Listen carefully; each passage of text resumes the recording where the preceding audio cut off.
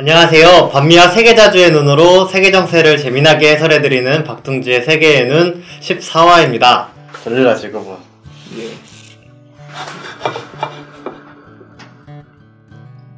예. 여기는 카리브 제도가 나왔네요. 카리브 제도? 예. 미국 있는 북아메리카하고 베네수엘라가 있는 남아메리카의 사이에 있는 조그만 섬들이 모여있는 국가 제도예요. 뭐 한 나라 땅이 아니고 여러 나라 땅인가? 예, 다 제주도보다도 훨씬 더 작은 섬들이 네. 각 나라로 나뉘어져 있어요. 나라는 무슨 나라가 있어? 제가 기억하는 건 세인트 빈센트 그레나딘. 처음 들어보는데? 예, 그런 나라가 있어요. 근처에 그 쿠바도 있단 말이에요. 네. 쿠바는 상당히 큰 섬이에요. 북한은 이제 거의 가까워요. 아이티도 주변에 있는데 그 쿠바하고 아이티가 그나마 큰 섬이고 그걸 제외하면 다 작아요, 섬들 다. 중남미? 여기가 예, 맞아요. 중남미라고 해야겠죠. 여기가 뭐 미국의 입김도 세고 예. 뭐 사실 뭐 베네수엘라, 뭐 쿠바 뭐 이런 나라들이랑도 가까운 것 같던데 예. 그런 자본주의 대 사회주의 진영 간의 갈등 아니면 대결 혼란스러운 양상을 보이기도 하는데 여기는 좀 어떤 편입니까? 이 지역은 세계 자본주의의 착취지대라고 할 수 있어요. 뭐 나라가 작으니 힘도 약하고 네, 그런 것도 있고요. 네. 이 지역의 특징은 흑인들의 비율이 엄청 높다는 거예요. 서인도 제도라고도 하거든요. 네. 근데 그 스페인이 그 식민지로 삼으려고 왔을 때 네. 처음에 다다른 지역이 이 섬지대였어요. 흑인 노동력을 또 데려와서 나중에 네. 거기서 흑인 노동력을 데려다가 플랜테이션이라고 하죠. 그 농업에서 혹사시킨 거죠. 네. 근데 나중에 스페인은 그 지역에서 떠나고 하면서 흑인들이 이 땅에 터를 잡고 살아가는 그 지역이 된 건데 형구님도 아시겠지만 이 흑인들이 백인들이 엄청 착취를 당했잖아요. 네. 그런 역사가 지금까지 이어져 오고 있는 셈이고요. 대표적으로 저희가 페이퍼 컴퍼니라고 하죠. 그러니까 그럴듯하게 서류만 만들어가지고 회사를 차리고 원래 지역은 한국인데 세금이 많이 떼니까 다른 데로 옮겨서 많이 하잖아요. 그런 페이퍼 컴퍼니가 많은 지역이 카리브 제도입니다. 또 언급을 또 하자면 이 지역은 예전에 그 버뮤다 삼각지대라고 들어보셨나요? 네. 예, 그 해역에 근처에 있는 나라들이기도 하고요. 아, 그게 여기에요? 예, 각종 미스테리가 잔뜩 있겠네. 그렇게 버뮤다 삼각지대는 허브라고 판명을 했고. 허브예요? 허브죠, 그럼. 어쨌든 이런 조그만 소국들이 네. 그런 제국주의, 자본주의 세력들의 어떤 세금을 탕감하기 위한 페이퍼 컴퍼니로만 활용되고 거기에 있는 주민들은 가난하게 살고 있는 현실이 계속되고 있는데 네. 이것도 미국과 바로 맞닿은 제국주의 변두리의 국가들의 비극이라고 할 수 있는 거죠. 영토도 작고 아마 그럼 인구도 아마 적을 테고 맞아요. 인구 적고 그러면 뭐 힘이 자연히 약할 테고 이런 나라들은 결국에 그 중남미에서 뭐 볼리바리안 뭐 이런 연대? 볼리바리안 연대 혁명 뭐 그렇게 얘기하죠. 그런 것처럼 같이 중남미 나라들과 같이 힘을 합쳐서 자기의 생존권과 자주적인 정책을 펴나가야 되겠다 뭐 이런 생각이 좀 드네요. 연대가 필수적이겠다는 생각이 듭니다. 각 나라별 인구가 수만 명밖에 안 되는데 경기도에 있는 한 여주보다도 더 적은 거죠, 한마디로. 그렇죠. 예.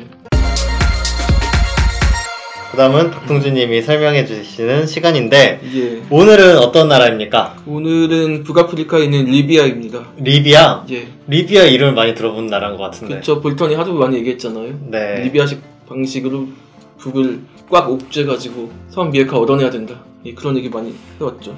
북한이 비핵화만 하면은 핵만 포기하면 예. 뭐 우리가 경제 지원을 해서 잘 살게 해줄게 라면서 리비아식 해법이라고 얘기하는데 안 그래도 그런 생각을 하긴 했어요. 그러면 리비아는 지금 어떤 상태냐? 리비아가 지금 잘 살고 있어야 뭐 리비아식 해법이 뭐 씨알이 좀 먹힐 거 아니에요? 그래서 궁금하긴 했는데 리비아는 지금 어떤 상황인가요? 리비아는 그 나라 자체만 보면 영토가 엄청 넓거든요. 우리나라보다 커? 훨씬 커요. 훨씬 커요? 예. 영토가 큰데 비해 인구는 656만 밖에 안 되고요. 아, 조그마네? 네. 인구는 적은데 석유 유전이 좀 많이 나는 국가입니다. 기름도 나고? 예. 그럼 수출 같은 거 풀리면 잘 살 법도 할 것 같은데? 네, 잘 살 법도 할 것 같은데 엄청 잘 못 살고 있죠. 정치 상황? 이런 것 좀 어떤가요? 리비아는 간략하게 말하자면 리비아라는 나라 자체가 유엔에 딱 하나 있는데 네. 사실상 나라가 동서로 양분되어 있는 상태이고요. 아, 분단돼 있어요? 분단은 아니에요. 인정은 안 하니까 유엔에서는. 일단 리비아라는 국고의 나라 하나가 있는데 이 나라의 군사 세력도 되게 많은데 네. 서쪽에는 유엔에서 인정을 하는 정부가 있고 동쪽에는 또 미국이 인정을 하는 것 같이 보이는 군벌 세력이 있어요. 근데 그 동쪽에 있던 군벌 세력이 나 이제 서쪽 칠레라고 하면서 서쪽으로 진격하겠다고 최근에 선언을 했어요. 아. 예. 그럼 내전이 일어나는 거네? 예, 이런 와중에 내전이 엄청나게 격화되고 있고 지금 불안한 상황입니다. 무력 충돌이 일어나고 있어요? 예, 무력 충돌이 일어나고 있는 거죠. 미국이 북한한테 리비아식 해법 하자고 해서 예. 북한이 썩 듣기에 좀 좋은 말은 아니네. 전혀 좋은 말이 아닌 거예요. 리비아식 해법 얘기할 때 예. 리비아가 핵을 포기하면은 경제 지원을 해준다 해서 미국이 경제 지원을 해주지 않았어요? 해준다고 했었죠. 해준다고 했었다? 예. 그럼 안 해줬어요, 그 뒤로? 그 속사정은 좀 말씀드리는 게 중요할 것 같아요. 리비아가 사실 수많은 부족들이 있는 국가인데 그런 부족들을 이 카다피라고 하는 최고 지도자가 통합을 해가지고 이끌어온 거예요. 네. 근데 2011년에 이 아랍의 봄이라는 사건이 일어나면서 그 흐름을 타고 미국을 위시한 북대서양 조약기구 나토가 이 리비아에 들어와가지고 카다피를 축출합니다. 그래서 카다피는 결국에는 사망을 하고 그 뒤로 리비아는 제대로 된 정부도 없이 그냥 각 부족별로 나뉜 군벌들에 의해서 혼란과 내전이 계속 이어지고 있었던 상황인 거죠. 카다피라고 하는 지도자가 이 서방 세계나 언론 보도에서는 뭐 자정무도한 뭐 독재자다. 뭐 북한과 비교를 자꾸 해가지고 북한처럼 나쁘다 이런 식으로 자꾸 보도를 하는데 네. 그건 왜곡 보도다라는 걸 다시 한번 말씀드리고 싶고요. 근데 이 카다피라고 하는 최고 지도자가 1969년부터 이렇게 쭉 리비아를 이끌어왔는데 네. 2003년에 12월 10일이었어요. 2003년 12월 10일에 한 선택이 있어요. 무엇입니까? 미국과의 수교를 하자고 한 겁니다. 아, 리비아가? 예. 네. 그 전까지 미국은 리비아가 뭐 핵무기를 개발하고 있다더니 뭐 대량살상 무기를 가지고 있다느니 하면서 엄청 지금의 북한을 막 경제 제재하는 것처럼 네. 막 옥죄고 제재를 했는데 네. 카다피가 그걸 이제 더 이상 핵 프로그램도 이제 가동하지 않겠다. 대량살상 무기도 폐기하겠다. 뭐 국제사설단도 다 들어와. 미국도 들어와. 보고 확인하면 될 거 아니야. 대신 우리하고 수교하고 경제 잘 살게 도와달라고 한 거예요. 예. 그냥 듣다가 궁금한 게 생겼는데 예. 리비아는 원래 핵을 왜 가지려고 했던 거예요? 한마디로 어쨌든 리비아가 굉장히 불안정한 상황이었단 말이에요. 네. 좀 살펴보면은 어쨌든 북아프리카라는 이 입지 안에서 인구가 적긴 하지만 리비아라는 그 자체 나라의 어떤 구분을 계속 이어가려고 했었던 거죠. 네. 그런 과정에서 어쨌든 미국이 계속 제재를 하고 서방 세계가 제재를 하니까 그에 맞서려면 핵이라고 하는 어떤 강대한 힘이 필요했던 거죠.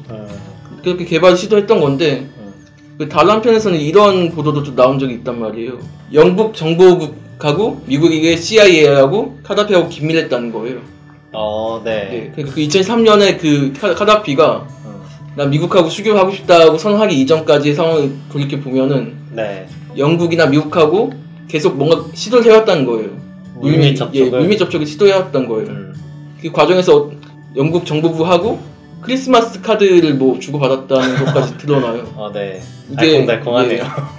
이게 카다피가 축출되고 그 청사에서 네. 발견된 어떤 내부 문건을 CNN이 보도한 거라고 하던데 어쨌든 리비아에 여러 전략이 있었던 거고 핵무기를 개발해서 미국을 치거나 아니면 물밑 접촉을 통해서 영국이나 서방세계, 뭐 미국 같은 그런 국가들하고 수교를 맺어서 경제적으로 좀 활력이 있는 국가가 되거나 그래서 여러 가지 선택지에서 선택을 한 거예요. 미국하고 수교를 해야겠다. 근데 CIA가 뒤통수를 때린 겁니다. 미국하고 CIA가. 수교를 맺긴 했어요. 이게 2023년 그렇게 선언하고 난 다음에 북미 정상회담에서 화두가 된 연락사무소. 네. 리비아하고 미국 간의 연락사무소가 설치가 됐고 2004년에는 대사관으로 격상이 됐어요. 경제 제재도 해제가 됐어요. 네. 그런데 2011년에 아까 말씀드린 그 아랍의 봄이라고 하는 북아프리카에서 불어닥친 표면적으로 얘기가 되는 거는 무슨 그동안 억눌려왔던 그 독재 정권에서 떨쳐 일어서서 민주주의적 혁명을 했다고 표현이 되던데 그렇다기보다는 미국이나 서방 세계의 정보기관이 개입을 해가지고 반군들을 지원하고 그런 과정에서 북아프리카를 무너뜨렸단 말이에요. 그 과정에서도 리비아가 무너진 겁니다. 한마디로 그러니까 경제 제재 풀고 수교 맺고 같이 잘 살겠다고 미국이 말은 그렇게 해놨으면서 뒤통수 치고 체제 자체를 무너뜨린 겁니다. 뭐 공작을 통해서? 그랬을 가능성이 커 보여요. 왜냐하면 이 반군이라고 하는 세력들이 미국에서는 민병대라고 추켜 세우는데 원래 군벌들이 가지고 있었던 어떤 장갑차나 로켓표 같은 그런 군수품, 군용기도 포함해서 그런 걸 이 민병대, 이 반군이 탈취를 했다는 건데 네. 이게 누군가의 도움이 없으면 불가능하다. 그렇다면 아까 카다피가 CIA나 영국 정보부하고 같이 긴밀하게 연계하고 있다는 그 말씀 드렸는데 이것 또한 결국 미국이 위주로 된 서방 세계가 개입을 해가지고 이 리비아를 무너뜨린 거 아니겠냐 이런 생각을 해볼 수가 있는 거예요. 이 아랍의 봄이라는 게 그냥 뭐 한국에서 뭐 촛불혁명 이런 거 하는 것처럼 뭐 그런 게 아니라 약간 군대를 동원하고 뭐 이런 게 같이 수반됐던 건가요? 맞아요. 이게 원래 튀니지라고 하는 북아프리카 국가가 있습니다. 네. 거기서 어떤 사람 노점상이 이 정권이 신음하다가 이제 더 이상 못 살겠어라고 불신하면서 그게 분노한 시민들이 알아서 봉기를 했다, 무기를 들었다고 표현을 해요. 서방 언론에서는. 그렇게 보면 안 된다. 한번 뒤집어 볼 필요가 있다. 반군들이 무기를 소지를 하고 맞습니다. 막 이런 무장을 갖추고 막 이렇게 반란을 일으키는 이런 과정이 무기는 어디서 났겠냐. 예, 맞아요. 이런 거 지원을 보통 그리고 사실 시리아라든가 아랍 지역에서 있는 반군들 막 이런 경우에 비밀도 아니고 사실 대놓고 미국이 사실 지원해주는 경우도 많잖아요. 그런 것처럼 반군 무장 세력이 무기를 갖추는 게 미국의 지원이 있지 않으면 어렵다. 맞습니다. 아랍의 봄이라고 좋은 것처럼 얘기하는데 미국의 지원 하에서 이런 일종의 분열인 거잖아요. 분열 공작을 한 거죠. 그렇게 볼 수 있는 거고. 그런 증거 같은 인물도 있는 거고. 이 카다피가 축출되고 난 다음에 원래 예전에 카다피 휘하에 있었는데 배신을 때리고 80년대에 미국으로 망명한 인간이 있습니다. 이게 칼리파 하프타르라고 하는 인물인데 이 인간이 80년대에 미국으로 건너갔다가 2011년에 아랍의 봄 얘기를 했잖아요. 아랍의 봄이 일어나고 얼마 안 돼서 뜬금없이 리비아로 돌아왔어요. 그래서 뭐 지도자 같은 걸 했어요? 그리고 무슨 리비아 국민군이라는 걸 만들어가지고 뜬금없이 최고사령관을 맡아요. 생각을 해보세요. 20년이 넘게 미국에 가 있다가 뜬금없이 돌아와서 그런 작자가 대체 어떻게 최고사령관을 맡을 수 있을까? 이거 한번 생각해봐야 될 거고 또 원래 리비아는 이슬람 국가예요. 독실한 이슬람 국가인데 근데 하프타르는 반이슬람주의를 표방하고 있습니다.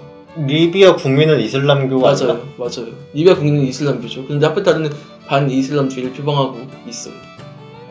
딱 미국의 입맛에 맞는 가치관과 공격과 그런 것들만 콕 집어서 하고 있는 거예요. 2014년쯤에 하프타르가 이런 얘기를 했는데 이슬람 테러 세력으로부터 리비아를 구하겠다. 어쨌든 그동안 아랍 세계 지도자나 그런 반군을 봐도 이슬람으로 뭉치자고 하지 자기의 어떤 마음의 고향이 이슬람이 테러 세력으로 규정짓고 그 나라를 구하겠다고 한 적이 한 번도 없어요. 그러니까 거기 동쪽을 장악한 사람이죠 이 사람이 지금. 그럼 동쪽에 있는 국민들은 이슬람교를 버렸는가? 그럴 리가 있나? 이슬람교인일 거 아니야? 그렇죠. 어떻게 이게 가능하지? 힘으로 그냥 눌렀는 거구나. 그러니까 이 하프타르가 굉장히 수학적다는 거고. 이상한 사람이에요. 근데 2014년 이쯤에 아무리 알아봐도 이 하프타르가 대체 어디에서 뭘 했는지 행방이 묘하고 알 수가 없다는 거죠. 그렇다면 이 하프타르가 대체 어디서 뭘 했겠는가? 계속해서 이 의혹이 나왔단 말이에요. 사실 CIA가 개입한 거 아니냐, 하프타르 키운 거 아니냐 라고 하는 말이 꾸준히 나왔어요. 물론 미국 국무부는 아니라고 부정을 하죠. 누가 인정을 하겠어. 부정을 하는데 되게 수상적인 게 이 하프타르가 거주하고 있던 미국의 지역이 CIA 중앙본부에서 걸어갈 수 있을 만한 위치였다는 거예요. 바로 옆에 살았네. 바로 옆에 산 거예요. 뭐 뻔하네. 그러니까 이런 생각 해볼 수 있는 거죠. 틈 나면 CIA 본부로 가가지고 너는 리비아에서 이런 짓을 해야 돼. 앞으로 미국의 말만 잘 듣는 그런 지도자가 되어야 해라는 어떤 연습을 시킬 수가 있었다는 거죠. 생각을 해보면. 그러겠죠. 미국이 북한이 리비아식으로 비핵화를 하면은 충분히 북한에서도 이런 식의 분열과 아니면 내란 이런 거를 획책할 수 있겠다. 뭐 이런 생각이 드네요. 그래서 북한 외무성 대변인이 리비아 핵포기 방식이란 바로 안전 담보와 관계 개선이라는 사탕 발림으로 상대를 얼러넘겨 무장해제를 성사시킨 다음 군사적으로 덮치는 침략 방식이다. 이렇게 해서 카다피 정권이 무너졌는데 그 뒤에 리비아는 어떤 식으로 진행이 됐는가요? 국제사형 조약기구가 원래 카다피가 있던 그 수도 트리폴리 지역을 폭격을 시작한 거죠. 네. 그런 과정에서 트리폴리가 함락이 되고 카다피가 축출이 되고 사망을 하고 그러고 나서 트리폴리의 정부가 일단 생겼는데 또 그 트리폴리 정부의 반대하는 또 반대 정부가 또 생기고 국회가 또 생겼는데 국회도 또 두 개가 생기고 그런 걷잡을 수 없는 혼란이 이 서부 지역에서 있었던 거고 동부는 하프탈레가 계속 장악을 하고 있었던 겁니다. 다양한 분열과 혼란이 있었던 것 같으네요. 맞습니다. 혼란은 현재 진행 중입니다. 동쪽의 정권을 잡은 사람은 미국에서 굉장히 어쨌든 미국 CIA 옆에 살아서 막 다시 돌아왔으니까 미국이 개입하지 않았을 리는 없을 것 같고 서쪽도 나토도 들어오고 UN도 들어오고 해서 정권을 세운 것 같은데 그럼 둘 다 침입한 거 아니에요? 일단 미국은 표면상으로는 개입을 안 하려고 하는 것처럼 보이고 일단은 어쨌든 이 서부에서 이 동부에 제안을 해가지고 같이 좀 협상을 좀 타협을 잘 봐가지고 하나의 나라를 세워보자라고 했는데 그걸 갑자기 깨버리고 하프탈레가 군사행동을 일으킨 거예요. 아 지금 나라 합치자 통일하자 예를 들면 하고 있는데 그걸 깨고 내전을 시작했다. 맞습니다. 이게 굉장히 유성한 게 최근에 이스라엘 총선이 있었습니다. 그래서 베냐민 네타냐후라고 하는 그 아주 강경한 팔레스타인의 적대적인 그런 어떤 군사 행보를 보이고 있는 총리가 다시 또 집권할 가능성이 매우 높아요. 또 예전에 원래 시리아 땅이었던 골란 고원도 베냐민 네타냐후가 자기 땅이라고 주장을 했고 미국에서는 유엔에서는 여기는 시리아 땅 맞다라고 하는데도 아니다 골란 고원은 그 이스라엘 거야 라고 하면서 트럼프가 또 인정해주는 상황이 있었단 말이에요. 아 이스라엘과 트럼프 진짜 또라이 놈들이야. 근데 그런 상황에서 리비아에서는 갑자기 하프타르라고 하는 인간이 서부를 진격을 하겠다고 선언을 한 거죠. 서로 맞닿아 있는 그 중동 불가피가 이스라엘에서 이렇게 정치적 변화가 일어나려고 하는 상황에서 리비아에 이런 사태가 일어나는 게 과연 우연이겠는가라고 하는 의심은 할 수 있는 거고요. 그러니까 아랍 지역에서 일제히 혼란스럽고 군사행동이 막 일어나면서 충돌이 일어나고 있네요. 리비아는 말씀해주신 것처럼 뭔가 이상하고 수상적인 일들이 많네요. 둘 다 동쪽이나 서쪽이나 다 미국이라든가 서방 국가랑 우호적인 것 같은데 서로 싸우고 있고 가뜩이나 통일 얘기를 하고 있는데 갑자기 또 싸우고 이런 데서 제국주의자들의 이제 전형적인 통치 방법이 이제 분열시키고 서로 대립시키고 이런 것 속에서 자기 지배력을 강화하고 이런 것들이 있는 것 같은데 이런 것들이 충실하게 이행되고 있는 거 아닌가 이런 생각이 드네요. 여기서는 미국의 정책을 한번 짚어볼 필요가 있다. 그동안 미국이 계속 80년대 레이건 정부 때 특히 그때부터 강조해왔던 게 레짐 체인지라는 겁니다. 레짐 체인지? 이게 정권 교체, 체제의 교체라는 뜻이에요. 북한에도 많이 써먹었던 방법이죠. 악의 축이라고 하면서 이런 미국의 정책이 북아프리카나 리비아에도 작용했다고 볼 수 있는 거고 그게 CIA라든지 그런 음으로 양으로 미국에게 개입에 의해 리비아의 레짐 체인지가 이뤄지고 혼란이 이어졌다 할 수 있는 거고 근데 미국이 네오콘이라고 하는 세력이 있지 않습니까? 군산복합체라고 딱 붙어있는 그 세력들이 하고 있는 주장이 있어요. 고귀한 거짓말이라고 하는 주장이 있습니다. 고귀한 거짓말? 그것은 뭡니까? 미국은 세계를 이끌어야 할 정의로운 국가이기 때문에 고귀한 거짓말을 해야 된다는 건데 이 고귀한 거짓말은 무엇이냐 일단 겉으로는 평화를 얘기하고 그런 이상적인 세계를 얘기하는데 일단 그거는 겉으로 내세우는 고귀한 거짓말일 뿐이다. 우리 미국은 불량 국가들을 콕 집어가지고 선제 공격을 가해가지고 멸망시켜야 한다. 다만 그건 세계 여론의 지탄을 받을 수 있기 때문에 겉으로는 평화를 위한다고 말을 하는 거다 라는 거예요. 이거 어디서 많이 들어봤는데 이거 훈련소나 군대 가면 화전양면 전술인가? 그런 걸로 볼 수 있는 거고 그러니까 한마디로 이 고귀한 거짓말을 리비아 카다피한테 한 거예요. 그리고 무너뜨린 거예요. 선제 공격. CIA 개입으로 보이는. 그러면 지금까지 리비아를 살펴봤는데 굉장히 리비아는 헤어나올 수 없는 수렁에 빠진 듯한 느낌이 좀 드는데 마무리 정리 한마디씩 해볼까요? 어쨌든 전 리비아의 미래를 반면교사 삼아서 북한이 걸어야 할 길은 정해져 있다고 볼 수 있을 것 같아요. 전 리비아 방식은 안 된다. 선비핵화, 경제제재 하면 미국이 전쟁을 걸겠죠. 그건 리비아를 보면 그렇게 드러나는 것 같고, 그렇다면 북한이 걸어야 할 길은 새로운 길이다. 새로운 방식을 북한이 창조해내야 된다는 거죠. 어쨌든 북아프리카에서 자행하고 CIA가 개입을 한 게 맞다면 맞는 것 같지만, 뭐 미국 본인들 자신들이 뭐 테러와의 전쟁을 한다고 하면서 정작 그 테러라고 하는 걸 북아프리카 리비아에 강고하게 뿌리박히게 한 범죄 집단이다. 미국 그 자체가 불량 국가, 깡패 국가다 라고 할 수 있는 거고, 그러니까 한번 뒤집어 보자는 거죠. 이 북한이 뭐 선 비핵화를 해야 뭐 한반도의 평화 번영 통일이 온다라고 뭐 볼턴 같은 작자는 주장을 하고 있고, 한국 언론에서도 그렇게 받아쓰게 하는 경우가 많은데 그게 아니다. 이 북한이 하고 있는 이 방식이 미국의 패권에 맞서서 새롭게 창출할 수 있는 어떤 질서, 그 공간을 좀 유심히 들여다볼 필요가 있다는 거죠. 한반도가 리비아처럼 돼봐요. 그건 남북 다 끝장나는 거 아니겠습니까? 그렇죠. 예. 리비아식 해법을 했더니 결론도 리비아처럼 됐어. 예. 이러면 사실 북한만의 문제가 아니라 한국에도 굉장히 이건 큰 치명적인. 전 민족이 다 같이 망하는 길이에요. 그렇죠. 예. 공멸하는 거죠. 예. 그러면서 보면은 결국에 이제 평화, 뭐 비핵화도 뭐 평화를 실현하려고 하는 거 아니겠습니까? 뭐 단지 그냥 핵 있으니까 기분 나빠, 핵 없애 이런 게 아니라 한반도에서 평화를 실현하기 위해서 한반도 비핵화도 하자는 건데, 예. 평화를 실현하기 위해서는 핵만 없애면 되는 게 아니라 사실 이런 제국주의적인 행태, 제국주의를 뿌리 뽑아야지 되는 거라. 남의 나라에 막 개입해가지고 뭐 자기 입맛에 맞게 정권을 바꾸고 자기가 어떻게 주무르려고 하는 이런 행태 자체가 없어져야지 예. 평화가 온다는 생각이 들어요. 예. 그래서 한미 정상회담에서 문재인 대통령과 이제 트럼프도 대북 제재, 대북 제재를 통해서 뭐 북한이 비핵화를 먼저 해야 되고, 그 다음에 뭐 경제 지원을 한다던가 뭐 평화를 뭐 담보해준다 뭐 이럴 게 아니라, 리비아가 그렇게 하다 망했죠.